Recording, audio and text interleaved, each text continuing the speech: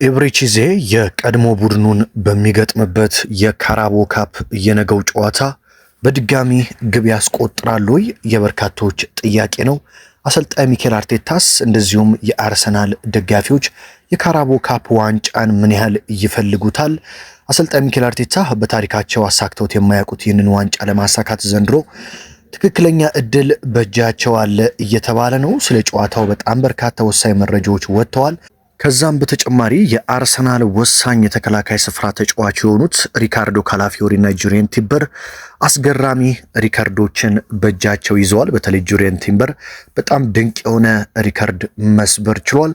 ስለ አርሰናል አምበልነት እንደዚሁም በጉዳት ላይ ስላሉ ተጫዋቾች በርካታ መረጃዎች እየወጡ ነው። እያንዳንዱን እንግዲህ መረጃ እንደተለመደው በአማረ መልኩ ወደ እናንተ አቀርባለሁ። ይህንን ቻናል እየተመለከታችሁ ሰብስክራይብ ያላደረጋችሁ ካላችሁ ሰብስክራይብ በማድረግ ቤተሰብ እንድትሆኑና በየዕለቱ ወሳኝ መረጃዎችን እንድታገኙ በአክብሮት ጋብዛችኋለሁ። በቀጥታ እንግዲህ ወደ መረጃዎቹ ነው መወስዳችሁ። መድፈኞቹ በዘንድሮው የውድድር ዓመት እንደምታውቁት ለበርካታ ዋንጫዎች እየተወዳደሩ ይገኛሉ። አርሰናል በአሁኑ ሰዓት በሁሉም የዋንጫ ፉክክር ውስጥ ይገኛል። በፕሪሚየር ሊጉ ብቻ ሳይሆን በሻምፒዮንስ ሊጉ መሪ ነው። በካራቦ ካፕም እንግዲህ አሁን አራቱን ለመቀላቀል ነገ ምሽት እጅግ ወሳኝ ጨዋታውን ያደርጋል። ኤፍኤ ካፕም እንግዲህ በጣም ቀላል ከሚባል ቡድን ጋር መድፈኞቹም ተደልድለዋል። እንደምታውቁት ኤፍኤ ካፕ አሰልጣኝ ሚኬል አርቴታ የአርሰናልን ቤት እንደረገጡ ያሳኩት ዋንጫ ነው። በኤፍኤ ካፑ ልምድ ስላላቸው እንግዲህ ረጅም ርቀት ይጓዛሉ ተብሎ ይጠበቃል። አርሰናል ግን ከ40 ዓመታት በላይ ከበርካታ ዓመታት በላይ አሳክቶት የማያውቀውን የካራቦ ካፕ ዋንጫን ማሳካት ከፈለገ ዘንድሮ ትክክለኛው መንገድ ላይ ይገኛል ብሎ ማንሳት ይቻላል። ነገ ምሽት እንግዲህ 5 ሰዓት ላይ ነው ጨዋታው በኤምሬትስ ስቴዲየም በአርሰናልና በክሪስታል ፓላስ መካከል የሚደረገው። በነገራችን ላይ ውድ አድማጭ ተመልካቾች ኤምሬትስ ስቴዲየምን አሰልጣኝ ሚኬል አርቴታ እንዴት አድርጎ እንደቀየረው ሁል ጊዜ እንግዲህ በዘገባዎች ላይ ለማካተት ፈልጌ ብዙም ተናግሬ አላውቅም። እኔ አሰልጣኝ ሚኬል አርቴታን በአርሰናል ቤት ውስጥ እጅግ ከማደንቅበትና ከሰራቸው ስራዎች ደግሞ በጣም በጥሩ መልኩ ከማነሳቸው አንዱ ያ በዝምታ የሚታወቀውን የኤምሬትስ ስቴዲየምን የቀየሩበት ድባቡን የለወጡበት መንገድ ነው። በነገራችን ላይ አርሰናል በዘንድሮው የውድድር ዓመት በሜዳው አንድም ጨዋታ ሽንፈትን አላስተናገደም። ከማንቸስተር ሲቲ ጋር አቻ የተለያየበት ጨዋታ እንጂ ሁሉንም ጨዋታዎችን ድል ማድረግ ችሏል። ያንንም ጨዋታ በሚገባ ድል ማድረግ የሚችልበት ጨዋታ እንደነበረም የምናስታውሰው ነው። ታዲያ የኤምሬትስ ስቴዲየም እንደ በፊቱ ለተጋጣሚዎች ቀላል እየመጡ እንደፈለጉ ነጥብ ይዘው የሚወጡበት ስቴዲየም አይደለም አሁን ላይ። ምክንያቱም አሰልጣኝ ሚኬል አርቴታ እንደምታውቁት ገና የዘንድሮው የውድድር ዓመት እንደተጀመረ ያደረጉት የአርሰናል ስቴዲየም ስትገቡ ተጫዋቾች ሜዳው ጋር እስኪደርሱ ድረስ ድንኳን የሚመስል ሽፋን አለ። ያንን ሽፋን አሰልጣኝ ሚኬል አርቴታ እንዲነሳ ነበረ ዘንድሮ ገና የውድድር ዓመቱ ሲጀመር ወዲያውኑ ትዕዛዝ የሰጡት። ያንን ያደረጉበት ዋነኛው ምክንያትም ምንድነው? ተጫዋቾች የተቃራኒ ቡድን ተጋጣሚዎች ሲመጡ ገና ከመልበሻ ክፍል ወደ ሜዳ ሲገቡ የኤምሬትስ ደጋፊዎችን ጩኸት እንዲሰሙና እንዲረበሹ እንዲደነግጡና ዝም ብሎ ቀላል ስቴዲየም እንዳልሆነ ያ ድንኳን የደጋፊዎችን ድምፅ ስለሚሸፍን እንዲነሳና ተጋጣሚዎች እንዲረበሹ በማድረግ ነበረ የጀመሩት። ታዲያ ሁልጊዜ የጨዋታ ከመጀመሩ በፊት መግለጫ ሲሰጡ የአርሰናል ደጋፊዎች ድጋፋችሁን እንፈልጋለን፣ ሜዳችን ላይ እንደምንጮት ታውቃላችሁ፣ ስለዚህ የተጋጣሚ ቡድንን እንድታስጨንቁ እንፈልጋለን እያሉ በእያንዳንዱ ጋዜጣዊ መግለጫቸው ላይ መግለጫ ሲሰጡ ስለ ኤምሬትስ ስቴዲየም እና ስለ ደጋፊዎች ሳያነሱ አንስተው ሳይወጡ አይቀሩም። ታዲያ በነገራችን ላይ በደጋፊዎች ጉዳይ አሰልጣኝ አርሰን ዌንገር ብዙ ጊዜ ይታማሉ። እንደምታውቁት ዌንገር በጣም ደመቀዝቃዛ የሚባሉ ግለሰብ ናቸው። ስለዚህ የኤምሬትስ ስቴዲየም ድባብ ላይ ብዙም አልሰሩም ተብለው ይታማሉ። ነገር ግን አሰልጣኝ ሚኬል አርቴታ በጣም ደመሞቃትና በእያንዳንዱ ግብ ሙከራ ሜዳ ላይ እየጮኸ እየተንከባለለም ተጫዋቾችን አንዳንዴ እንደውም በአምና በሻምፒዮንስ ሊግ በኢንተር ሚላን ጨዋታ የምታስታውሱ ከሆነ ሜዳ ውስጥ ገብቶ ኳስ ሲያቀብል የቢጫ ካርድ እንደተመለከተ እናስታውሳለን። እና በጣም ስሜታዊ የሆነ አሰልጣኝ ነው ሚኬል አርቴታ። ይህንን ስሜት ታዲያ ወደ ደጋፊዎች በማጋባት አርሰናል በአሁኑ ሰዓት በሜዳ ብቻ ሳይሆን በዓለም ዙሪያ ሁሉ ደጋፊዎች ለአርሰናል ቅርብ እንዲሆኑ በማድረግ ትልቅ ስራ መስራቱ ይደነቅለታል። ታዲያ የነገውን ጨዋታ በቀላሉ በሜዳው እንደኔ ያሸንፋል ብዬ እገምታለሁ። ምክንያቱም የኤምሬትስ ስቴዲየም እንደምታውቁት ለተጋጣሚዎች ዝም ብሎ ቀላል ስቴዲየም አይደለም። ነገር ግን አርሰናል ከዚህ በዘንድሮው የውድድር ዓመት ኦክቶበር 26 ላይ በፕሪሚየር ሊጉ ከክሪስታል ፓላስ ጋር በኤምሬትስ ተገናኝቶ እንደነበረ እናስታውሳለን። ይህንን ጨዋታ ታዲያ አርሰናል በጣም ተቸግሮ ነበር ማለት ይችላሉ። እንደኔ በተለይ ከረፍት በኋላ ጨዋታውን በነገራችን ላይ ሲያሸንፍ አርሰናል ኤብሪቼ ኢዜ በተጋጣሚ ቡድን ላይ ግብ አስቆጥሮ ያው ከክሪስታል ፓላስ ነው የመጣው። በቀድሞ ቡድኑ ላይ በጣም አስገራሚ ግብ አስቆጥሮ ደስታውን ሳይገልጽ እንዳልጨፈረ እናስታውሳለን። በዛች ብቸኛ ግብ ነው አርሰናል ክሪስታል ፓላስን 1-0 አሸንፎ 3 ነጥቦችን በፕሪሚየር ሊጉ መውሰድ የቻለው። ያው ክሪስታል ፓላስ አስቸጋሪ ቡድን እንደሆነ ይታወቃል። ነገር ግን ፓላስ ባለፉት 3 ጨዋታዎች አንድም ድል ማስመዝገብ አልቻለም። ክሪስታል ፓላስ በአሁኑ ሰዓት በውጤት ማጣት ቀውስ ውስጥ እየገባ ይገኛል። ማንቸስተር ሲቲ ነው እንግዲህ ክሪስታል ፓላስ ሽንፈቱን እንዲጀምር ያደረገው። ሲቲ እንደምታውቁት በፓላስ ስቴዲየም ተጉዞ 3-0 እንዳሸነፈው በፕሪሚየር ሊጉ እናስታውሳለን። ከዛም በኋላ በኮንፈረንስ ሊግ ደግሞ 2-2 ለመለያየት ተገደደ ክሪስታል ፓላስ። በመቀጠል ደግሞ በፕሪሚየር ሊጉ በሊድስ ዩናይትድ ወራጅ ቀጠና ላይ ይገኝ የነበረው ሊድስ ዩናይትድ የ4-1 ሽንፈት ማስተናገዱ ክሪስታል ፓላስ ብዙዎች እንዴት እንዲሉና የክሪስታል ፓላስ ነገር ወዴት እየሄደ ነው የሚል ጥያቄን እንዲያነሱ ምክንያት ሆኗል። አርሰናል ደግሞ ጥሩነቱ ከአስቶን ቪላው ሽንፈት በኋላ ምንም አይነት ሽንፈት አልገጠመውም፣ አቻም አልወጣም። ያለፉትን 3 ጨዋታዎች በሙሉ ድል አድርጎ ነው የመጣው አርሰናል። ሻምፒዮንስ ሊግ ክለብ ብሩጅን እንግዲህ በማዱኬ 2 ግቦችና በማርቲኔሊ ግብ 3-0 አሸንፎ ነው የመጣው። በፕሪሚየር ሊጉ ደግሞ ወልቭስን 2-1 እንደዚሁም ደግሞ በኤቨርተን ስቴዲየም በፕሪሚየር ሊጉ ኤቨርተንን በቪክተር ዮኮሬሽ ብቸኛ ግብ 1-0 በማሸነፍ መድፈኞቹ ባለፉት 3 ጨዋታዎች ምንም አይነት ሽንፈትን አላስተናገዱም። አርሰናል ነገ ድል ማድረግ የሚችል ከሆነ በነገራችን ላይ ከቼልሲ ጋር ነው ግማሽ ፍጻሜ ላይ የሚገናኘው። ግማሽ ፍጻሜ እንደምታውቁት ሲቲ ከኒውካስትል ይገናኛሉ። አርሰናል ነገ ድል ማድረግ የሚችል ከሆነ ደግሞ ከቼልሲ ጋር እንግዲህ በስታንፎርድ ብሪጅ እና በኤምሬትስ ስቴዲየም ያው ግማሽ ፍጻሜ ላይ ደርሶ መልስ እንዳለው ይታወቃል ካራቦ ካፕ። ስለዚህ ከቼልሲ ጋር ነው የሚደለደለው ማለት ነው።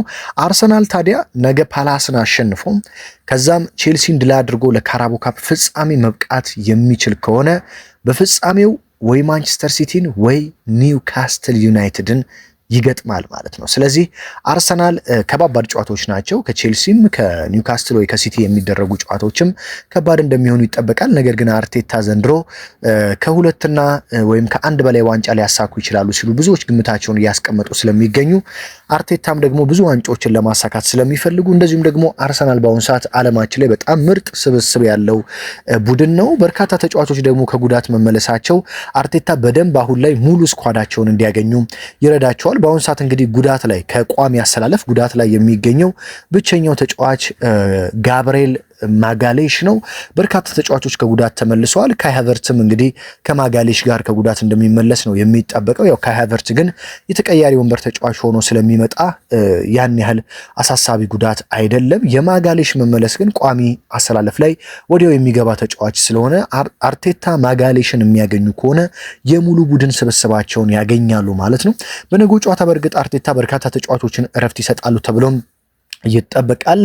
ኦዲጋርድ በነገው ጨዋታ እረፍት የሚያገኝ ተጫዋች ይመስለኛል። ምክንያቱም ኤብሪቼ ኢዜ ባለፈው የኤቨርተኑ ጨዋታ የመሰለፍ እድል ስላላገኘና በሚገባ እረፍት ስላደረገ በነገው የካራቦ ካፕ ጨዋታ ቋሚ አሰላለፍ ላይ ይገባል ተብሎ ይጠበቃል። ሌላኛው ሊያንድሮ ትሮሳርድም እረፍት ያገኛል ተብሎ የሚጠበቅ ተጫዋች ነው። ምናልባትም ኖኒ ማዱኬ አሊያም ጋብርኤል ማርቲኔሊ በቋሚ አሰላለፍ ይጀምራሉ። ቡካዮ ሳካ ይጀምራል ተብሎ ይጠበቃል። አጥቂ በኩል ጋብርኤል ጄሱስ የመጀመር እድል እንዳለው እየተሰማ ነው የሚገኘው። ስለዚህ አርቴታ ለብዙ ተጫዋቾች እረፍት የሚሰጡበትና ጨዋታውን ከከበዳቸው ደግሞ ቀይረው አስገብተው ውጤት ይዘው ለመውጣት የሚሞክሩበት ጨዋታ ይሆናል ተብሎ ይጠበቃል ማለት ነው። በአርሰናል ቤት ተከላካዮቹ ሪካርዶ ካላፊዮሪ እና ጁሪየን ቲምበር በዘንድሮው የውድድር ዓመት በጣም ምርጥ ዓመት እያሳለፉ ይገኛሉ። በተለይ ሪካርዶ ካላፊዮሪ ምክንያቱም ጁሪየን ቲምበር ባለፈው ዓመት ጥሩ ጊዜ አሳልፈዋል። ነገር ግን ሪካርዶ ካላፊዮሪ እንደምታውቁት ባለፈው ዓመት በጉዳት እንደዚሁም በአቋም መውረድ ፕሪሚየር ሊጉን ባለመልመድ ጥሩ የሚባል ጊዜን ማሳለፍ አልቻለም ነበረ። ዘንድሮ ግን በሚገባ የአካል ብቃቱን በማደስና ራሱን በመቀየር ምርጥ ዓመት እያሳለፈ ነው የሚገኘው ሪካርዶ ካላፊዮሪ። በነገራችን ላይ ካላፊዮሪ ሜዳ ላይ ሲኖር መከላከል ብቻ ሳይሆን በአርሰናል ማጥቃትና የአርሰናል አይገመቴነትን በመጨመር ረገድ በጣም ትልቅ አስተዋጽኦ የሚያደርግ ተጫዋች ነው። ይህ ጣሊያናዊ የመስመር ተከላካይ እንግዲህ ለአርቴታ ዘንድሮ በጣም ብዙ ጥቅሞችን እየሰጠ በየጨዋታዎቹ ነጥብ ይዘው እንዲወጡም እያደረገ እንደሚገኝ መናገር ይቻላል። ታዲያ ሪካርዶ ካላፊዮሪ በፕሪሚየር ሊጉ አንድ ተጫዋች ድሪብል አድርጎት እሱን የሚያልፈው 13% ብቻ ነው። ይህም በፕሪሚየር ሊጉ እንግዲህ ብዙ ካልታለፉ ተጫዋቾች በድሪብል ካልታለፉ ተጫዋቾች አራተኛ ደረጃ ላይ ለመቀመጥ ችሏል ማለት ነው። ስለዚህ ሪካርዶ ካላፊዮሪ ከ100% ድሪብል አድርጋችሁ የምታጥፉት ወይም የምታልፉት 13% ብቻ ነው። ታዲያ በዚህ ሪከርድ ላይ አንደኛ ደረጃ ላይ የተቀመጠው የአርሰናሉ ጁሪየን ቲምበር ነው። ጁሪየን ቲምበርን ከ100% ድሪብል አድርጋችሁ የምታልፉት 9% ብቻ ነው። ይህ እንግዲህ ብዙዎችን በጣም ያስገረመ ቁጥራዊ መረጃ ነው። ስለዚህ ድሪብል አርጋችሁ ጁሪየን ቲምበርን ማለፍ ከፈለጋችሁ እድላችሁ ከ100% 9% ብቻ ነው። ይህ ማለት በጣም በቃ አታልፉትም እንደማለት ነው። ጁሪየን ቲምበር ምን አይነት ግድግዳ እንደሆነ በዚህ ቁጥራዊ መረጃ መመልከት ትችላላችሁ። እንግዲህ አንደኛ ጁሪየን ቲምበር አለ፣ ሁለተኛ ላይ የሰንደርላንዱ ተጫዋች ሪኒልዶ ማንዳቫ አለም፣ ሶስተኛ ላይ ደግሞ የብሬንፎርዱ ተጫዋች ሚካኤል ካዮዴ አለ በ13% ነው። እሱም ሁለተኛ ላይ ያለው ሰንደርላንዱ ተጫዋች ማንዳቫ በ11% ብቻ ነው የምታልፉት። ሪካርዶ ካላፊዮሪ አራተኛ ነው በ13% ከሶስተኛው ጋር እኩል ነው። አምስተኛ ደረጃ ላይ ደግሞ የቼልሲው ተጫዋች ሬሴ ጄምስ ነው። እሱም ደግሞ 16% ታልፉታላችሁ ማለት ነው። ስለዚህ ሪካርዶ ካላፊዮሪ እና ጁሪየን ቲምበር ዘንድሮ በአርሰናል ቤት እየሰጡ ያሉት ግልጋሎት በቀላሉ የማይታይና በአስደናቂ ሁኔታም የሚነሳ ነው ማለት ነው። አሁንም ጉዳት የማይገጥማቸው ከሆነ አርሰናልን ለዋንጫ ከሚያቀርቡ ተጫዋቾች መካከል ለኔ ጁሪየን ቲምበር በጣም ወሳኙ ተጫዋች ነው ብዬ አነሳለሁ ማለት ነው። በተለይ ጁሪየን ቲምበር በማጥቃቱ ላይ ብቻ የተወሰነ ቢስተካከል በአሁን ሰዓት በዓለማችን ለኔ ምርጡ ፉልባክ ነው ልለው እችላለሁ ማለት ነው። እንግዲህ መድፈኞቹ በቀጣይ ፓላስን ከገጠሙ በኋላ ከብራይተን፣ ከአስቶን ቪላ እንደዚሁም ደግሞ ከቦርንማውዝ ከሊቨርፑል ነው በተከታታይ የሚጫወቱት። የአርሰናል ተቀጣይ 6 ጨዋታዎች ስነግራችሁ ነገ ከፓላስ አለው። በመቀጠል በፕሪሚየር ሊጉ ከብራይተን፣ ከአስቶን ቪላ፣ ከቦርንማውዝ እና ከሊቨርፑል ጋር በተከታታይ ይጫወታል። ለአርሰናል ጥሩ ግን ከነዚህ 6 ጨዋታዎች 5ቱን የሚያደርገው በሜዳው ነው። ከሜዳው ውጭ የሚጫወተው ከቦርንማውዝ ጋር ብቻ ነው። እንደዚሁም ደግሞ በኤፍኤ ካፑ ከፖርትስማውዝም ጋር ከሜዳው ውጭ ነው ጨዋታውን የሚያደርገው። ከብራይተን፣ ከነገው ከክሪስታል ፓላስ፣ ከአስቶን ቪላ፣ ከሊቨርፑል ጋር ግን በሜዳው ነው የፕሪሚየር ሊጉን ጨዋታዎች የሚያደርገው ማለት ነው። ሌላ እንግዲህ አርቴታ አሁንም ስለ አምበል መቀየር ብዙ ጥያቄዎች እየጠየቃችሁኝ ነው። ኦዴጋርድን መቀየር የፈለገው አይመስልም። በእርግጥ ብዙ የአርሰናል ደጋፊዎችና የቀድሞ ተጫዋቾች ዴክላን ራይስ ወይም ደግሞ ጋብሪኤል ማጋሌሽ የአርሰናል አርም ባንድን በመልበስ አምበል መሆን አለባቸው፣ ኦዴጋርድ ከአምበልነቱ መነሳት አለበት የሚሉ በርካታ ጥያቄዎችን በሶሻል ሚዲያ በማህበራዊ ድረገጾቻቸው ላይ እያጋሩ ቢገኙም አሰልጣኝ ሚኬል አርቴታ ግን ማርቲን ኦዴጋርድን የመቀየር ፍላጎት ያላቸው አይመስልም። በኤቨርተኑ ጨዋታ በተለይ ኦዴጋርድ እንደ አምበል የፍጹም ቅጣት ምቱን ለቪክተር ዮኮሬሽ የሰጠበት መንገድ እንዲደነቅ አድርጎታል። ምናልባትም ኦዴጋርድ በአምበልነቱ ይቀጥላል ተብሎ ይጠበቃል። በነገራችን ላይ ካይ ሃቨርትዝ ወደ አርሰናል እንደመጣ ታስታውሱ እንደሆነ ግን ማስቆጠር እጅግ አስቸግሮት ከቦርንማውዝ ጋር አርሰናል ፍጹም ቅጣት ምት ሲያገኝ ኦዴጋርድ ፍጹም ቅጣት ምቱን ሃቨርትዝ እንዲመታ አድርጎ ያችን ግብ ካስቆጠረ በኋላ ካይ ሃቨርትዝ በራስ መተማመኑን በሚገባ አግኝቶ ለመድፈኞቹ ምን ያህል ወሳኝ ተጫዋች መሆኑን እንዳስመሰከረ ታውቃላችሁ። ታዲያ በተመሳሳይ በኤቨርተኑ ጨዋታ አርሰናል ፔናልቲ ሲያገኝ ማርቲን ኦዴጋርድ ቪክተር ዮኮሬሽ በራስ መተማመኑን እንዲያገኝ ፍጹም ቅጣት ምቷን እንዲመታም እድል ሰጥቶታል። ያንንም በአስደናቂ ሁኔታም አስቆጥሯል። ታዲያ ቪክተር ዮኮሬሽ እንደ ካይ ሃቨርትዝ ሁሉ በዛች ጨዋታ ግን ማስቆጠሩ በራስ መተማመኑን መልሶለት ልክ እንደ ካይ ሃቨርትዝ የአርሰናል ወሳኝ ተጫዋች ለመሆን በቀጣዮቹ ጨዋታዎች ምን ያስመለከተናል የሚለው እንግዲህ የብዙዎች ጉጉትና ጥያቄ ሆነዋል ማለት ነው። እንግዲህ የዕለቱ ወሳኝ ስፖርታዊ ጥንክር ይህንን ይመስላል። አርሰናል በካራቦ ካፑ ምን ያህል ርቀት ይጓዛል ብላችሁ ታስባላችሁ? ከፓላስ ጋር ስለስንት ያልቃል? ያሸንፋል? በመቀጠልስ ከቼልሲ እንደዚሁም እስከ ዋንጫ ድረስ እንዴት አድርጎ ይጓዛል? ሀሳብ አስተያየታችሁን ኮመንት ላይ ልታስቀምጡልኝ ትችላላችሁ። በቀጣዩ ጥንክር ስንገናኝ እንግዲህ አስተያየታችሁን ጨምሬ ወደ እናንተ የማደርስ ይሆናል። ቻናላችን በጣም በአጭር ጊዜ ከ25,000 በላይ ተከታዮችን አፍርቷል።